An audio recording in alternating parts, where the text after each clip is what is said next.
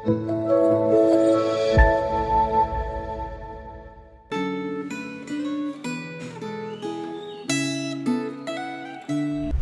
jemaat yang terkasih dalam Tuhan, sungguh bersyukur atas hari yang Tuhan percayakan ini, dan biarlah di hari ini kita dapat menyenangkan dan memuliakan Tuhan, dan tentunya dasar daripada semuanya itu adalah firman Tuhan, kebenaran firman Tuhan yang biarlah boleh menuntun kita di hari ini untuk menyenangkan dan memuliakan Tuhan. Dan sebelum lebih jauh, mari saya mengajak kita untuk berdoa. Tuhan, terima kasih untuk pimpinan dan penyertaan-Mu bagi setiap kami. Terima kasih untuk setiap anugerah-Mu yang tidak pernah berkesudahan dalam hidup kami.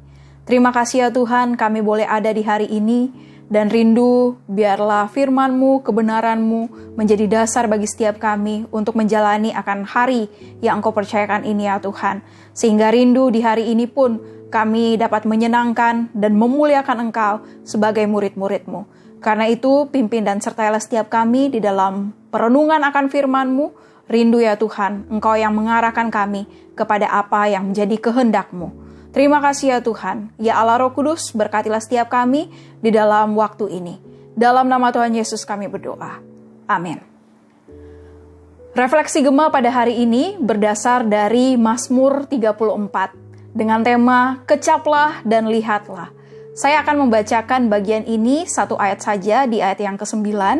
Namun saya mendorong untuk setiap kita membacakannya secara keseluruhan, bisa dengan mempause akan video ini, dan kemudian setelah membaca keseluruhan daripada pasal ini, kita bersama-sama dapat memplaynya kembali untuk menyaksikan apa yang menjadi perenungan kita bersama di dalam firman Tuhan pada hari ini. Mazmur 34 ayat yang ke-9 menyatakan, Kecaplah dan lihatlah betapa baiknya Tuhan itu, berbahagialah orang yang berlindung padanya. Kecaplah dan lihatlah betapa baiknya Tuhan itu. Mazmur ini bernadakan akan girang ataupun sukacita. Dan kita mengetahui bersama, pada umumnya orang yang mampu bergirang ataupun bersukacita adalah mereka yang telah mengalami kesukaan besar di dalam hidup mereka. Misalnya kesukaan besar itu adalah, wah puji Tuhan, setelah menanti, bekerja keras, bertekun, pada akhirnya aku bisa bersekolah, berkuliah, bekerja di tempat yang aku inginkan.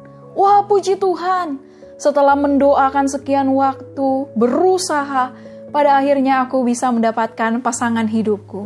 Wah puji Tuhan, setelah bagaimana bekerja keras menabung, aku pada akhirnya bisa menyenangkan kedua orang tuaku dengan membawa mereka liburan, healing.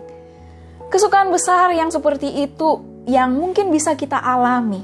Dan sekali lagi, orang yang mampu bergirang ataupun bersukacita adalah mereka yang telah mengalami kesukaan besar di dalam hidup mereka. Begitupun juga dengan Daud di dalam Mazmur 34 ini. Dia mengalami kesukaan yang besar, sehingga dia mengatakan kepada umat yang lainnya, Kecaplah dan lihatlah betapa baiknya Tuhan itu. Dia merindukan umat yang lainnya pun bisa mengalami akan hal ini, sehingga mereka pun mampu sama seperti Daud memuji Tuhan, memuji akan kebaikan Tuhan. Dan jemaat yang terkasih dalam Tuhan, kesukaan besar yang dialami Daud bersama dengan Tuhan ternyata didapatkan melalui bagaimana dia mengalami peristiwa kesulitan hidup yang tidak mudah untuk dilaluinya. Bahkan di dalam konteks bagian ini, Daud sampai berpura-pura gila. Kesulitan hidup itu adalah bagaimana dia harus lari dari Saul yang memusuhinya. Bahkan di dalam pelariannya ketika dia sampai ke kota Gad, disitulah dia dicurigai oleh penduduk pada waktu itu bahwa dia akan membahayakan kota. Dan di dalam bagaimana kecurigaan penduduk itu, Daud pada akhirnya dalam mekanisme pertahanan dirinya, dia pun harus berpura-pura gila.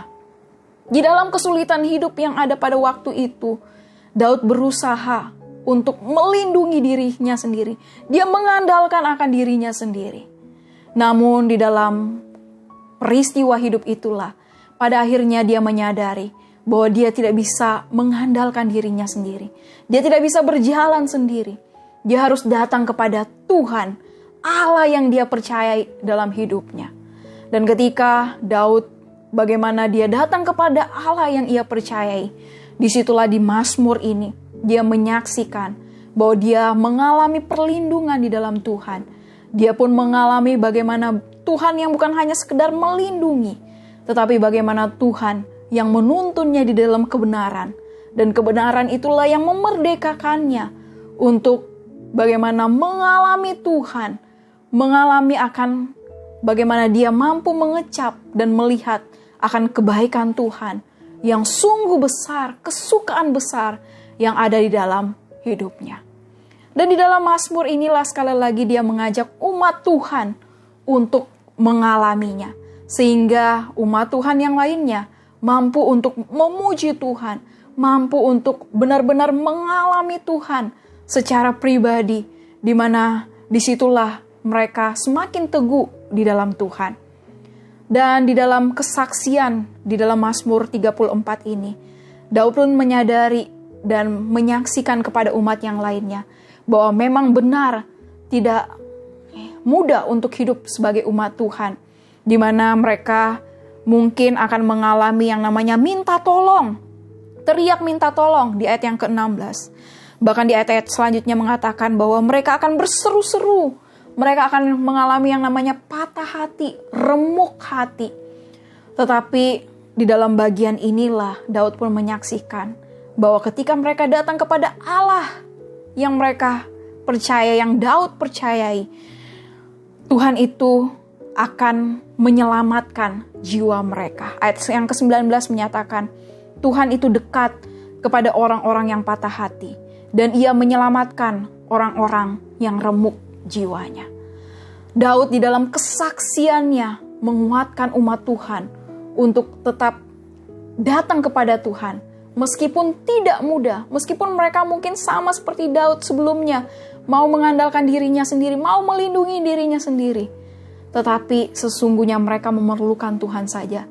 Memerlukan Tuhan yang dapat melindungi mereka dari yang jahat, dan bahkan menuntun mereka untuk hidup benar, hidup di dalam kebenaran yang memerdekakan, di mana disitulah umat Tuhan yang lainnya pun dapat mengalami kesukaan besar, mengalami Tuhan sendiri. Mereka dapat mengecap dan melihat akan kebaikan Tuhan di dalam hidup mereka. Dan jemaat yang terkasih dalam Tuhan, untuk setiap kita pun, ketika kita rindu untuk mengecap dan melihat kebaikan Tuhan, ketika kita rindu untuk mengalami Tuhan, mengalami kesukaan besar yang seperti Daud saksikan, itu pun bisa kita dapatkan di dalam bagaimana Tuhan yang menyelamatkan akan hidup kita. Di dalam bagaimana Injil Tuhan, di dalam Injilnya kita akan dituntun, dilindungi untuk hidup terhindar daripada yang jahat. Bahkan kita bisa dituntun di dalam kebenaran Tuhan, kebenaran yang bagaimana memerdekakan kita, kebenaran yang bahkan membawa kita untuk mengalami Tuhan, mengalami bahwa Tuhanlah yang segalanya di dalam hidup kita. Apapun peristiwa sulit yang mau memisahkan kita, yang mau meluluhlantakan akan kepercayaan kita kepada Tuhan. Tapi di dalam Injil Tuhan itulah kita akan melihat bahwa Tuhanlah segalanya. Kita rindu mengalami Tuhan, mengalami kesukaan besar yang daripadanya. Dan disitulah kita bisa mengecap dan melihat kebaikan Tuhan. Tidak ada yang lain yang kita bisa dapatkan di luar daripada itu, selain daripada Tuhan. Dan oleh karena itu, mari kita datang juga kepada Tuhan. Apapun peristiwa dalam hidup kita, mari kita datang kepada Allah yang kita percaya. Di dalam Dia, kita dapat dituntut untuk hidup di dalam kebenarannya. Biarlah firman Tuhan ini yang juga boleh menguatkan akan setiap kita. Mari kita berdoa. Tuhan, terima kasih untuk firman-Mu yang juga telah menuntun kami di hari ini. Tolong kami ya Tuhan, untuk benar-benar mengalami Engkau, mengalami kesukaan besar itu. Apapun peristiwa dalam hidup kami tetap percaya bahwa kami mampu mengecap, melihat akan kebaikan-Mu.